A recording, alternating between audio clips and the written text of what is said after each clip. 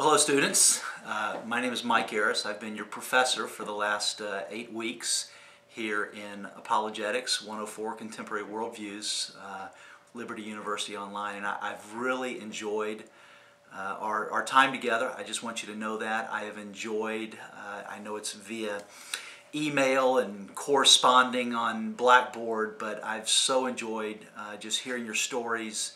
I don't know if you realize this, but we're a group of folks from literally all over the world.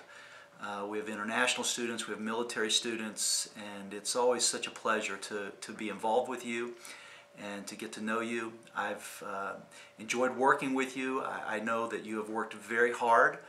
Some of you have very demanding schedules and lives, and some of you have gone through some difficult time just in the past couple of months. And I hope you know that I am praying for you, and I do pray for you, and I really count it a privilege to serve and to be involved in your lives during this very brief period.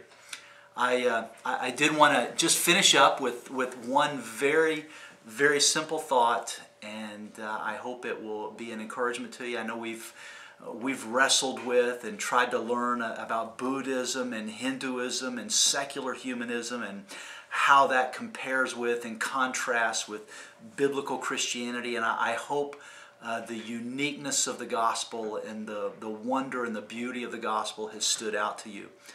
Certainly Jesus Christ, His coming into this world, becoming a man, living a sinless life, dying on the cross and rising from the dead, certainly that is unique and different in so many ways than any of the other worldviews.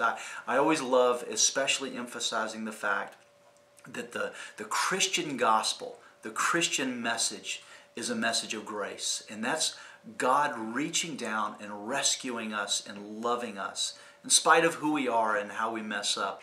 And that's different than all of the other worldviews, all of the other religions. They're all based on works and effort, and we have to earn God's favor, and we have to get good enough, and we never know if we're good enough until one day we perhaps stand before Him. Well, Christianity is so different than that, and it's all rooted and anchored in the love of God, who loves us with an everlasting love, one that will never, ever, ever be quenched. And that's just a beautiful, beautiful message.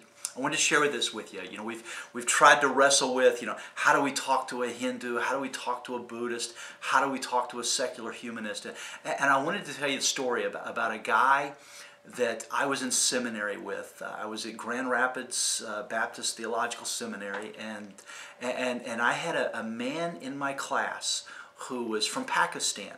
And he was older, and he had all kinds of experience, and he was telling us his story. He had us all over to his house, and he fixed us, he and his wife, they fixed us a very unique Pakistani meal, and it was a lot of fun.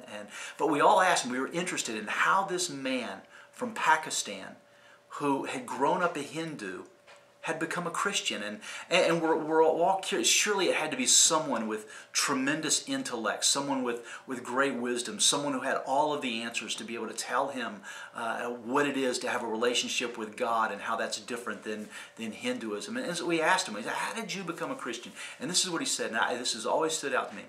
He said, it was someone just simply telling me about the love of God through Jesus Christ. I thought that was just so amazing. It's just a tremendous reminder of the power of the gospel. It's great to have the answers. It's great for us to be on this journey, learning what other worldviews believe and embrace and adhere to. But let me tell you, there's nothing more powerful than the simplicity of the gospel, that God loves us and that He gave His only Son, Jesus, to die on the cross, to wash away, to take our place, to remove our sin, and that by simply receiving Christ, genuinely, sincerely, wholeheartedly confessing our sin and receiving Christ, that we are forgiven and we receive this wonderful gift of everlasting life. So I hope that's an encouragement to you. I hope that you will be bold as you share your faith. And I hope God, and I pray God will use you in mighty ways throughout the rest of your journey, both academically and in your walk with Christ. It's been a pleasure serving you. Perhaps one day God will allow us to meet, and I would certainly enjoy that. Thank you very much.